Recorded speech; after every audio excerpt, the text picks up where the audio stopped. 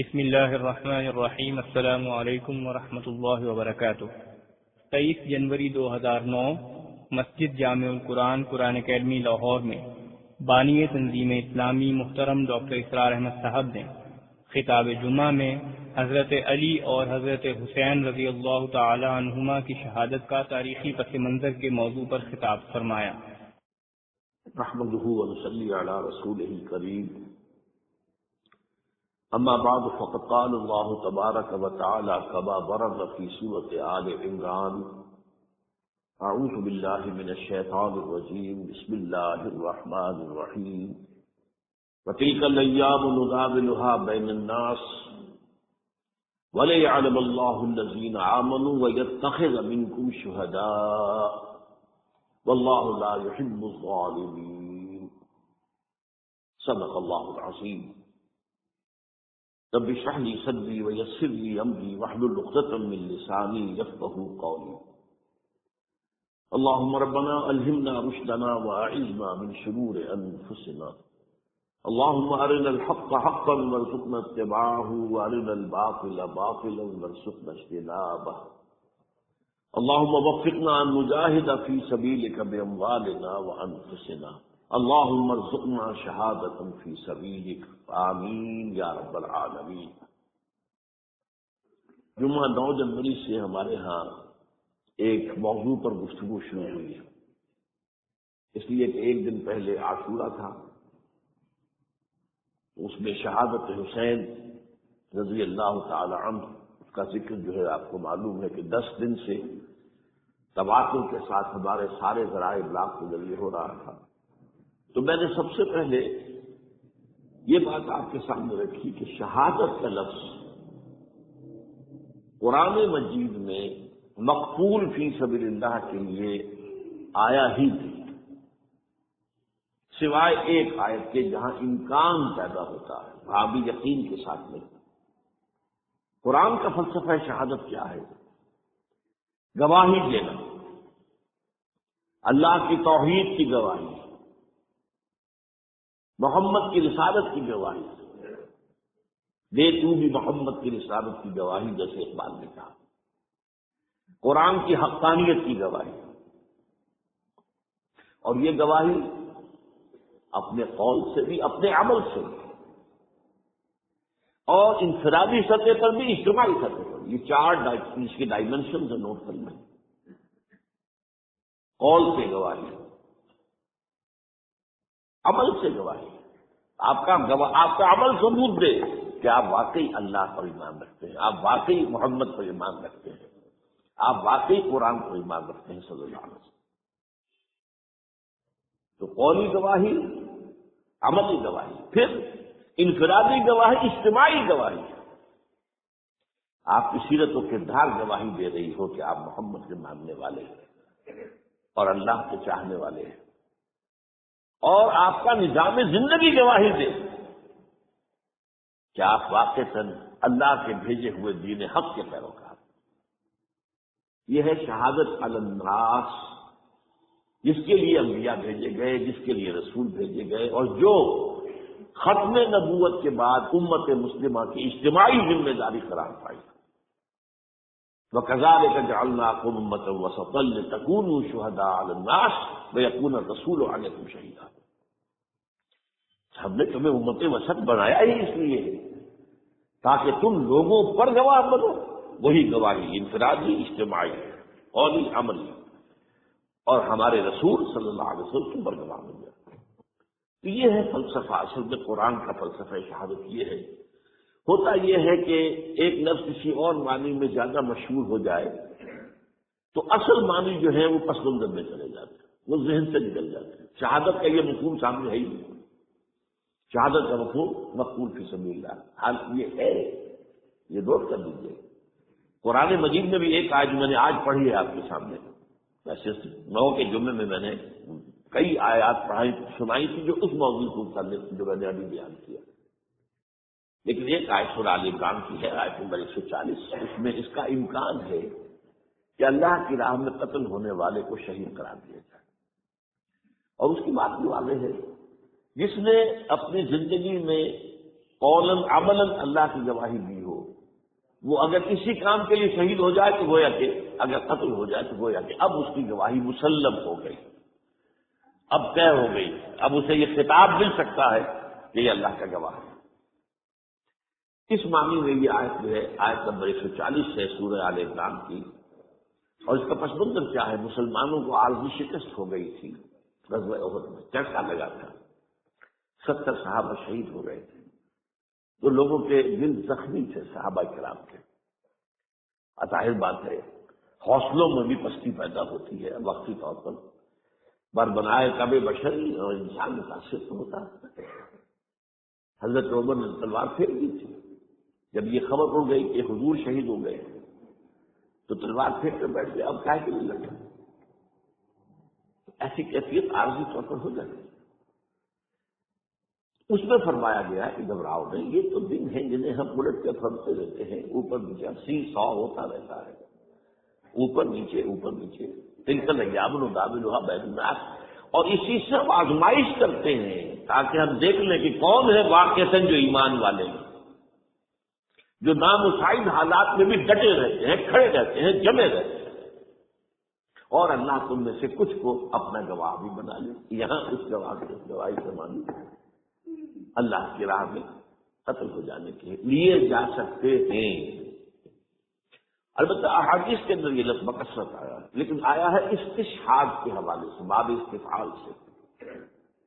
شہید یا شہدوں کے معنی تو موجود ہونا، استشہد یستشہد استشہادن، کسی کو گواہ بنا لینا، لیتخذ منکم شہداء، استشہد وہ گواہ بنا لیا گیا، اس کی گواہی گویا کہ اللہ کے حق قبول ہو گئی۔ پھر پچھلے جمعے میں ہم نے اس دوسری قسم کی جو شہادت ہے اس کے ضمن میں خلفائے ثلاثہ کی شہادت کا ذکر کیا تھا، اور اس کے تاریخی پس منظر کو سمجھنے کے لیے کہ یہ چیزیں جو ہے منطقی طور پر یہ لڑیاں ایک دوسرے سے ملی جلی نظر آئے، معلوم ہو کیا منطقی ربط ہے، تو وہ جو فلسفہ میں نے بیان کیا کہ خود حضور کی سیرت اور قرآن مجید کا بھی اصل فہم حاصل نہیں ہو سکتا جب تک یہ سامنے نہ ہو کہ آپ کی جد و جہد ایک انقلابی جد و جہد تھی، اور آپ نے بالفعل ایک انقلاب برپا کیا، نظام قائم کیا، کہاں وہ قبائلی زندگی، کہاں مرکزی نظام کے تحت زندگی، وہ سارا کا سارا جو دین حق کا نظام ہے وہ نافذ اللہ کے حق میں ہے، پوری شریعت محمدی کا نفاذ، یہ کارنامہ ہے محمد رسول اللہ کا صلی اللہ علیہ وسلم۔ اس کے اعتبار سے سمجھنا چاہیے کہ ہر انقلاب کے بعد کاؤنٹر ریولیوشنری موومنٹس اٹھتی ہیں لازماً۔ انقلاب جب قریب ہوتا ہے کامیابی کے تو جو مخالفین ہوتے ہیں انقلاب کے وہ ذرا دبک جاتے ہیں، وہ جس کو میں نے کہا تھا نیمی پا لینا، بھائی ذرا سر جھکا دو، اس لیے کہ اب اس نو یوز کنٹینیو ریزسٹنس، اب آپ نہیں کر سکتے مقابلہ۔ یہ کیفیت شروع تو ہو گئی تھی فتح مکہ کے بعد سن 8 رمضان مبارک میں، پھر اگلے سال جب آیات آ گئی سورہ توبہ کی، اس کے بعد ظاہر بات ہے کہ آخری چیلنج دے دیا گیا 4 مہینے کی مہلت ہے، یا ایمان لاؤ یا قتل کر دیے جاؤ، پھر یا تیسرا آپشن جو ہے نتیجے تک نکلتا ہے کہ اس ملک کو چھوڑ کے دفاع ہو جاؤ۔ تو اس کے بعد جو ہے یدخلون فی دین اللہ افواجا، آپ کے فوج در فوج داخل ہو گئے، لیکن اس کے بعد پھر کاؤنٹر ریولیوشنری موومنٹ شروع ہوئی اب اس کو ختم کرنے کے لیے۔ اور میں نے عرض کیا آپ سے کہ چونکہ سب سے بڑی ایگریوڈ پارٹی کون تھی، سب سے زیادہ جس مذہب کا کلا کما ہوا وہ کون سا تھا؟ مشرکین عرب کا مذہب شرک، لہذا جزیرہ نمائے عرب ہی سے 2 مخالف انقلاب تحریکیں اٹھی، ایک جھوٹے نبی کھڑے ہو گئے اور منکرین زکات کھڑے ہو گئے، اسے کہا گیا ارتداد عمومی، تقریباً پورا عرب مرتد ہو گیا، جو یدخلون فی دین اللہ افواجا ہوئے تھے وہ یخرجون من دین اللہ افواجا بھی ہو گئے، حجاز کے چند شہروں تک اسلام محدود رہ گیا۔ یہ حضرت ابوبکر کی عزیمت اور ہمت، یہ اس کا ایک بڑا اہم بخشاں باب ہے کہ انہوں نے آئرن ہینڈ کے ساتھ، حالانکہ وہ بڑے رحیق الجثہ اور بڑے آپ کہیے رفیق القلب انسان تھے، لیکن یہ کہ اس وقت ان کی عزیمت، ان کی ہمت وہ بروئے کار آئی، اور ان دونوں تحریکوں کو آپ نے قوت کے ساتھ کچل کر رکھ دیا، اور گویا کہ اندرون ملک عرب، جزیرہ نما عرب، انقلاب محمدی کو اثر نو کنسولیڈیٹ کر کے عمر کے حوالے ہو گیا رضی اللہ تعالیٰ عنہ۔ اب حضرت عمر کے زمانے میں فتوحات کا اب دائرہ جو ہے، اب اندر سے سکون، جزیرہ نما عرب کے اندر امن ہے، لہذا ساری توجہ خارج کی طرف ہوئی، اور اس میں سب سے زیادہ جس کو نقصان پہنچا وہ سلطنت ایران تھی، اگرچہ سلطنت روما کو بھی پہنچا، لیکن سلطنت روما 3 بر اعظموں پر تھی، شمالی افریقہ، مشرقی یورپ، مغربی ایشیا، شام کا علاقہ۔ لیکن سلطنت ایران جو ہے اس میں سے سلطنت روما کی ایک ٹانگ ٹوٹی تھی، یعنی ایشیائی جو مقبوضات تھے، باقی تو انٹیکٹ تھی۔ ایران جو ہے تہس نہس ہو گیا، ختم ہو گیا۔ یزغرد نے حضور کے نامہ مبارک کو چاک کیا تھا تو آپ نے فرما دیا تھا اس نے میرا خط نہیں چاک کیا، اپنی سلطنت کے پرزے اڑا دی۔ اب اس ظاہر بات ہے کہ اس پر جو اب وہاں سے جو کاؤنٹر ریولیوشنری موومنٹ آیا وہ ایرانین نیشنلزم کا تھا، ابو لولو فیروز اور اس کے پیچھے ہرمزان، یہ ایرانی سازش تھی جس نے کہ حضرت عمر کو شہید کیا رضی اللہ تعالیٰ، مسجد کے اندر نماز پڑھتے ہوئے 6 وار کیے۔ تیسری چیز جو بہت زیادہ جسے غضب پہنچا تھا وہ بطور مذہب یہودیت تھی۔ مدینے سے 3 قبیلے نکالے گئے، خیبر وغیرہ آس پاس کے قلعے ختم کیے گئے، اور یہودی جو ہے اس پوزیشن میں تو نہیں تھے کہ کوئی عسکری کوئی تحریک اٹھائیں مسلمانوں کے خلاف، لیکن عیاری کے انداز سے عبداللہ ابن سبا میدان میں آیا، اس نے اسلام کا لبادہ اوڑھا اور اندرونی طور پر سازش برپا کی۔ میں اس کی بات میں پچھلی مرتبہ عرض کر چکا ہوں، جس کے نتیجے میں حضرت عثمان شہید کیے گئے رضی اللہ تعالیٰ۔ یہ دوسری شہادت ہو گئی۔ یہ گویا کہ دونوں شہادتیں جو ہوئی ہیں یہ کاؤنٹر ریولیوشنری موومنٹس تھی۔ اب آج کا میرا موضوع ہے شہادت علی رضی اللہ تعالیٰ عنہ۔ اصل میں حضرت علی رضی اللہ تعالیٰ عنہ کی شہادت بھی اسی الفتنۃ الکبریٰ کا تسلسل ہے، وہ جو عبداللہ ابن سبا کا پیدا کردہ عظیم ترین فتنہ تھا، اسی کا ایک نتیجہ حضرت علی کی شہادت بھی ہے، لیکن وہ بات ذرا تفصیل سے سمجھنی ہوگی، اور اس کے لیے میں ممنون احسان ہوں۔ حال ہی میں ایک کتاب چھپی ہے، ڈاکٹر سید رضوان علی ندوی، وہ محقق ہیں تاریخ کے، انہوں نے بڑی تاریخی تحقیق کے بعد جو باتیں بیان کی ہیں وہ میں آپ کے سامنے رکھا ہوں۔ عرب میں جنوب مغرب کی کونے میں جہاں یہ یمن بھی آباد ہے، اس کے اوپر نجران ہے، اسی علاقے میں یمامہ کا علاقہ کہلاتا ہے۔ یہاں ایک قبیلہ آباد تھا بنو تمیم۔ یہ جو لوگ تھے بڑے کرخت مزاج، جنگجو، اکھڑ، ضدی، اور جس بات کو ایک دفعہ مان لے اس کو اڑ جانے والے اور مر مٹنے والے۔ یہیں سے فتنہ پہلا اٹھا تھا، سب سے بڑا جو نئے جھوٹے نبی کھڑے ہوئے تھے ان میں سب سے بڑا تو مسیلمہ کذاب کا یہی تو علاقہ تھا، اور اس کے خلاف اس فتنے کی سرکوبی میں کتنے صحابہ، 1200 صحابہ ایک جنگ کے اندر شہید ہوئے، جن میں 500 جو ہے وہ حفاظ تھے رضی اللہ تعالیٰ عنہ۔ تو یہ لوگ یہ تھے بڑے زوردار ہیں۔ اس قبیلے کے بارے میں حضرت عمر رضی اللہ تعالیٰ عنہ نے ایک بڑی عظیم حکمت عملی اختیار کی، ان کو وہاں سے اکھاڑ کر اور ایران کی سرحدوں پر آباد کر دیا، اب جہاں پر جہاد ہو رہا تھا، تاکہ ان کے اندر جو یہ جنگجوئی ہے یہ اب کس مقصد کے لیے استعمال ہو، اب وہ دارالاسلام کی توسیع کے مقصد کے لیے استعمال ہو، اور وہ ہوئی۔ حضرت عمر نے 2 چھاؤنیاں بنائی رضی اللہ تعالیٰ، کوفہ اور بصرہ، کیونکہ ظاہر بات ہے کہ اب جو اسلام کا دائرہ پھیل رہا تھا اور اسلامی حکومت پھیل رہی تھی، اور زیادہ تر جو ہے مشرق کی طرف پھیل رہی تھی، ایران، خراسان وغیرہ کی طرف، تو مدینے سے اس کا کنٹرول اتنا آسان نہیں تھا، فاصلہ تھا، تو چھاونیاں بنائی تاکہ یہ اس سرحد کے اوپر یہ موجودہ مرکز رہے یا فوجیں موجود رہیں، کہیں کوئی بغاوت ہو تو اس کو کچلنے کے لیے وہ قوت فوری طور پر دستیاب ہو سکے۔ یہ لوگ ہیں کہ جو عبداللہ ابن سبا کے فتنے سے سب سے زیادہ متاثر ہوئے۔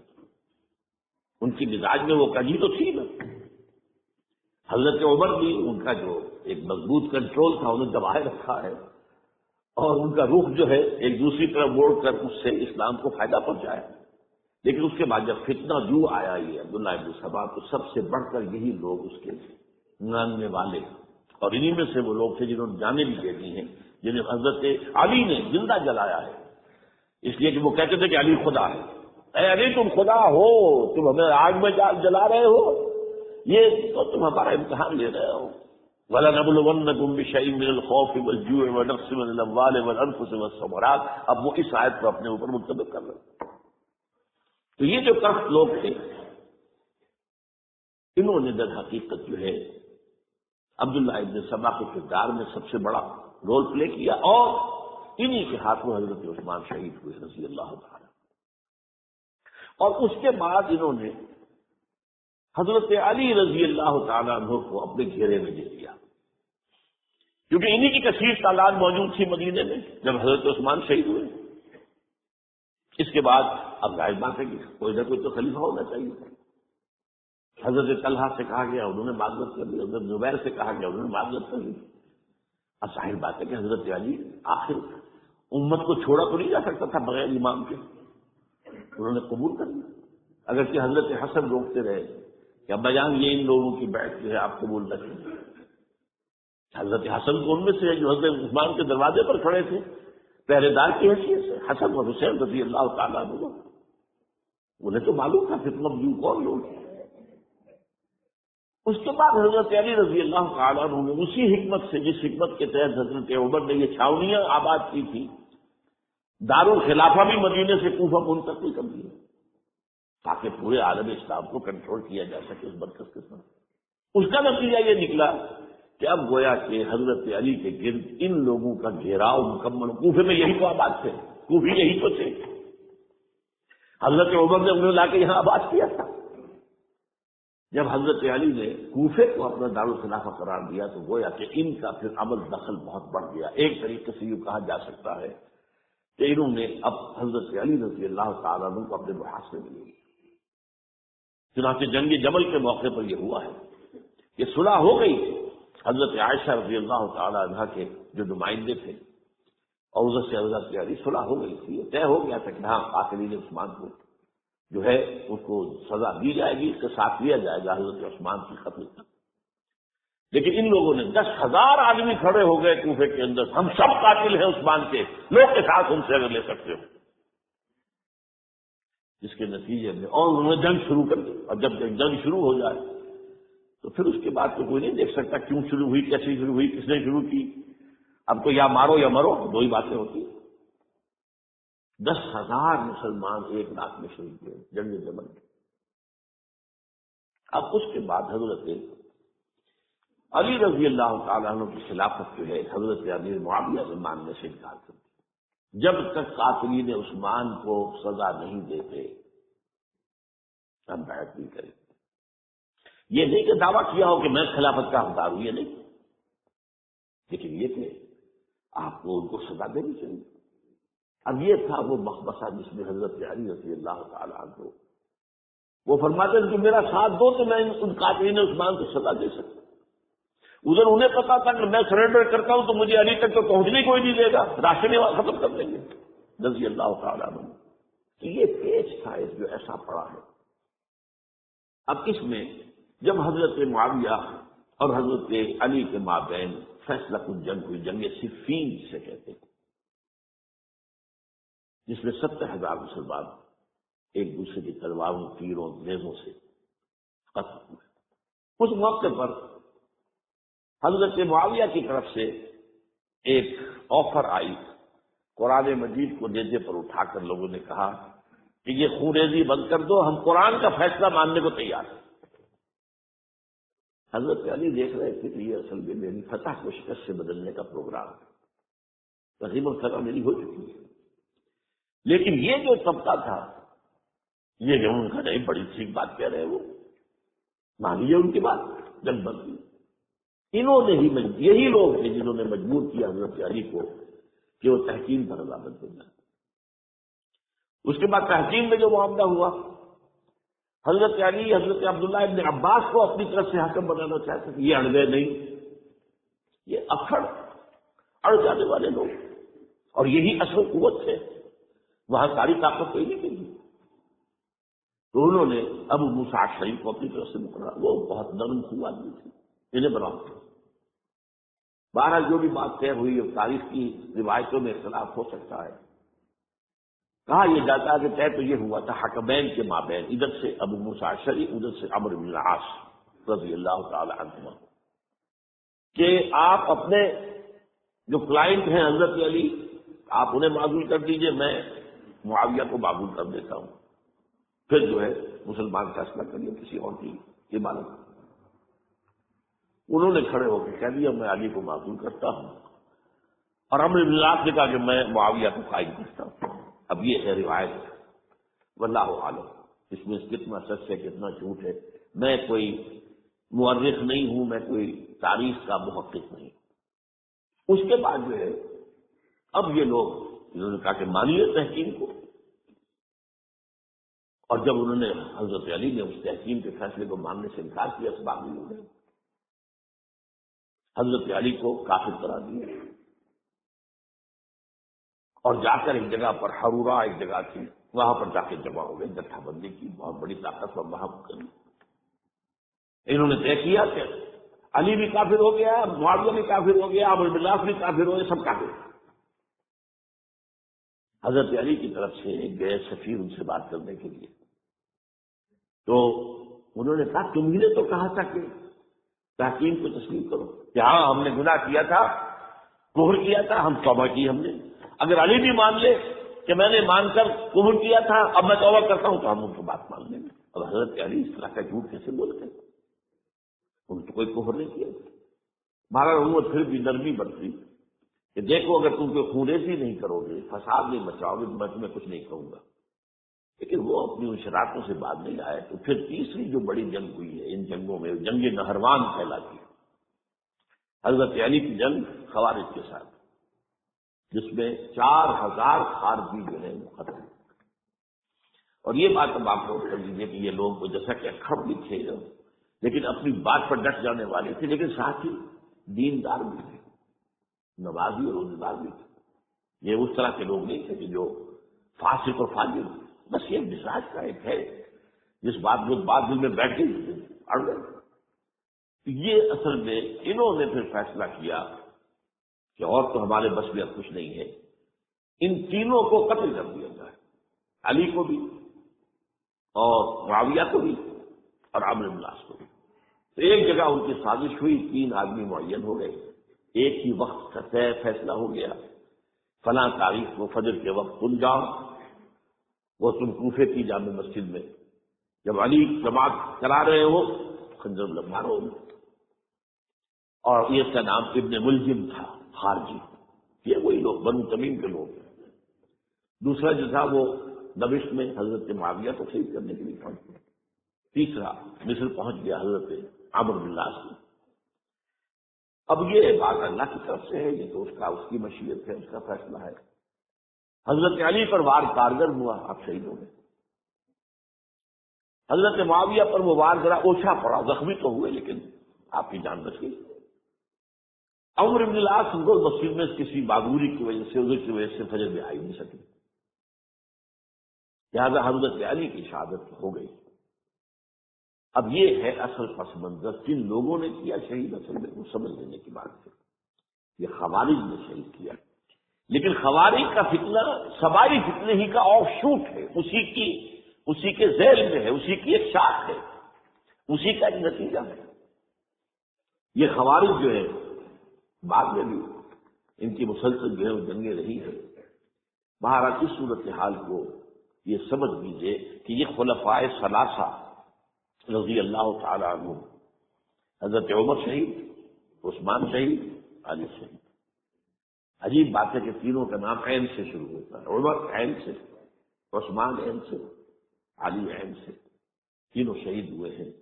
لیکن یہ کہ یہ ہے تاریخی پس منظر۔ اب اس کے بعد میں صرف آپ کو چند اشارے دوں گا، میں نہیں چاہتا کہ اس سے آگے کوئی تفصیل سے گفتگو ہو۔ حضرت علی کی شہادت کے بعد لوگوں نے، جبکہ ابھی حضرت علی زخمی تھے، انتقال نہیں ہوا تھا، آپ سے پوچھا کہ ہم حسن کے ہاتھ پر بیعت کر لیں رضی اللہ تعالیٰ۔ آپ نے فرمایا نہ، میں تمہیں اس کا حکم دیتا ہوں اور نہ روکتا ہوں، یہ تمہارا معاملہ ہے، امر المسلمین ہے، مسلمان فیصلہ کر لیں جس کو چاہیں۔ چنانچہ حضرت حسن رضی اللہ تعالیٰ عنہ کے ہاتھ پر بیعت ہو گئی۔ اب معاملہ ٹھہرا حضرت حسن اور حضرت معاویہ کے مابین۔ 6 ماہ خلافت رہی ہے حضرت حسن کی رضی اللہ تعالیٰ، اور میں انہیں 5واں خلیفہ راشد مانتا ہوں۔ ابو بکر، عمر، عثمان، علی، حسن، انہوں نے کوئی اپنی قوت سے خلافت حاصل نہیں کی تھی، بلکہ مسلمانوں نے انہیں خلیفہ بنایا تھا۔ لیکن یہ اس قدر صلح جو انسان تھے، بہت نرم طبیعت کے انسان، جب انہوں نے دیکھا کہ یہ تو پھر خوریزی کا معاملہ ہو رہا ہے، ابھی معاویہ کے پاس 40,000 کا لشکر تھا، ان کے پاس سے بڑا لشکر موجود تھا، بلکہ 40,000 ان کے پاس تھا، حضرت معاویہ کے پاس اس سے بڑا تھا۔ انہوں نے صلح کر لی حضرت معاویہ سے رضی اللہ تعالیٰ، اور وہ حدیث ان کے حق میں جو ہے پیشن گوئی تھی وہ پوری ہو گئی کہ حضور نے فرمایا تھا میرا یہ بیٹا مسلمانوں کے 2 گروہوں کے مابین صلح کرائے گا۔ یہ سن 41 ہجری کا واقعہ ہے جب صلح ہو گئی اور حضرت حسن دستبردار ہو گئے اور امیر معاویہ کو خلاف خلیفہ تسلیم کر لیا گیا۔ اس کو عام الجماع کہتے ہیں، یعنی وہ انتشار اور تفرقہ جو سبائی فتنے سے شروع ہوا تھا، اگرچہ اس کا نقطۂ آغاز تو بالفعل بنا شہادت عثمان، پھر وہ جنگ جمل اور جنگ صفین اور جنگ نہروان، اور اس کا ایک نتیجہ جو نکلا وہ کیا تھا کہ اسلامی حکومت کی حدود کی جو توسیع ہو رہی تھی وہ عمل رک گیا۔ وہ تو خلفائے ثلاثہ، اب یہ ثلاثہ میں گننا ہوں، حضرت ابوبکر، حضرت عمر، حضرت عثمان، ان کے دور میں ساری توسیع ہوئی، فتوحات ہوئی۔ حضرت علی کا دور جو ہے سارا خانہ جنگی کی نظر ہو گیا۔ وہ خلیفہ راشد ہیں، اس میں کوئی شک نہیں ہے، بہت عظیم شخصیت ہے، ہمارے نزدیک صحابہ کرام میں سوائے 3 کے سب سے بڑھ کر ہیں، سب سے افضل ہیں۔ ہاں، ابو بکر، عمر، عثمان ان سے افضل ہے ہمارے نزدیک۔ خلافت جو ہے خلفاء کے مابین ترتیب فضیلت جو ہے وہ ترتیب خلافت کے مطابق اہل سنت کے نزدیک، لیکن باقی ہزاروں صحابہ میں تو سب سے اونچے ہیں۔ اس حوالے سے حضرت علی کا کوئی قصور نہیں ہے رضی اللہ تعالیٰ، ان کی کوئی کوتاہی نہیں، انہیں خلافت ملی ہی ایسے پرفتن دور میں۔ اگر کہنا جو ہے، اگر روکا گیا ہے کہ یہ کلمہ لو مت استعمال کیا کرو، اگر یوں ہوتا تو یوں ہو جاتا، لیکن یہ کہ بہرحال ہمارا سوچنے کا ایک انداز ہے، اگر حضرت علی کو اول دور میں خلافت ملی ہوتی تو ان کے کچھ اور نتائج اور ہوتے۔ اب یہ پرفتن دور کے میں خلافت ملی، خانہ جنگی ہو رہی، اور جو حالات میں نے آپ کو بتائے ہیں، ظاہر بات ہے کہ وہ دور جو تھا نہ ذرائع آمد و رفت ایسے تھے، نہ ذرائع مواصلات ایسے تھے، نہ کمیونیکیشن ایسی تھیں، وہ تو یوں سمجھیے کہ دارالخلافہ کے اندر کے حالات جو ہیں بس وہیں پر فیصلہ ہو رہا، یا پہلے مدینے میں ہوا، حضرت عثمان شہید ہوئے، اور یا پھر کوفے میں ہو گیا۔ وہ تو اصل جو بھی طاقت اس مرکز کے اندر جس کے پاس طاقت تھی اسی نے جو بھی اپنا فیصلہ ہے وہ منگوا لیا۔ بہرحال یہ جو حضرت حسن نے مصالحت کی ہے، جس کی بنا پر ہم تو انہیں سلام کرتے ہیں، ان کا احترام کرتے ہیں، انہوں نے خانہ جنگی ختم کی، فساد جو ہے اس کی جڑ کاٹ دی، تعامل جماعت ہو گیا، اب امن ہو گیا۔ اور نوٹ کیجئے اس کے بعد 20 برس تک امیر معاویہ کی حکومت رہی، 20 برس، اور کامل امن رہا۔ اس میں یہ نہیں ہے کہ ان کے تدبر کو بھی دخل حاصل تھا، یہ بھی ہے کہ انہوں نے کچھ طاقت کا استعمال بھی کیا، یہ بھی ہے کہ انہوں نے دلجوئیاں بھی کی لوگوں کو، جس کو ہم کہتے ہیں مؤلفۃ القلوب، جو زکات کے مسائل میں شامل ہے، کچھ لوگوں کی اس کے شر سے اس کو روکنے کے لیے ان کو جو ہے کچھ زکات میں سے پیسہ دیا جائے وغیرہ وغیرہ، مؤلفۃ القلوب، تعلیف قلب کے لیے۔ بہرحال نتیجہ یہ ہے، تاہم یہ جان لیجیے کہ حضرت معاویہ صحابی رسول ہیں، ہم ان کو تسلیم کرتے ہیں، لیکن ان کی خلافت کو خلافت راستہ ہم نہیں مانتے، اس لیے کہ وہ انہوں نے اپنی طاقت سے حاصل کی ہے۔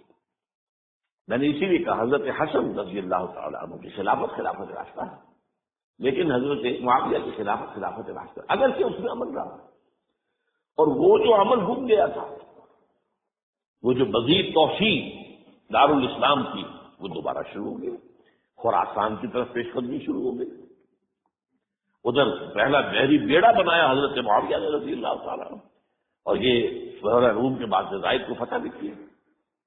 انہی کے زمانے میں مسلمان فوجیں جو ہے استنبول تک پہنچی، قسطنطنیہ تک، قسطنطنیہ کی فصیح تک پہنچ گئے، اگرچہ فتح نہیں ہو سکا قسطنطنیہ اس وقت، تو بعد میں کئی سو سال بعد ترک جو خلیفہ تھا اس کے ہاتھ میں فتح ہوا، محمد فاتح۔ لیکن یہ کہ باہر پہنچ گئے تھے وہاں تک، یہ عمل بھی شروع ہو گیا۔ لیکن انہی لوگوں نے حضرت حسن کو گالیاں دی اس کام پر کہ تم نے صلح کی، اور ان کے خیمے پر حملہ کیا، اسے جلایا، ان کی جان کو ڈر رہے تھے کہ تم نے صلح کی۔ یہ اکثر لوگ، یہ لوگ، اس کے بعد میں صرف اشارہ کر رہا ہوں، یہی لوگ تھے اصل میں جو 20 برس کے بعد پھر جو حادثہ خانہ کربلا ہوا ہے، اس کا مین کردار یہ تھا۔ صرف چند جملے اس وقت کہوں گا، سامعہ کربلا پر میرا کتاب سے موجود ہے، وہ آپ پڑھیے۔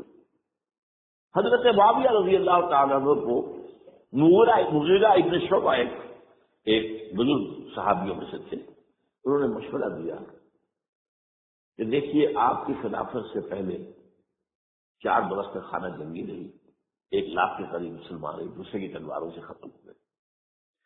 اب اگر وہ زمانہ گزر گیا کہ ہمارے صحابہ تو فوت ہو چکے، بڑے صحابہ تو گئے، اب تو یہ 9 مسلم جو فتح کے بعد ایمان لائے یا اس کے بعد ایمان لائے جبکہ سورہ توبہ کی آیات نازل ہو گئی، اب تو یہ لوگ، یا پھر اب نئے لوگ جو مفتوحہ علاقے میں ایمان لا رہے ہیں، مسلمان ہو رہے۔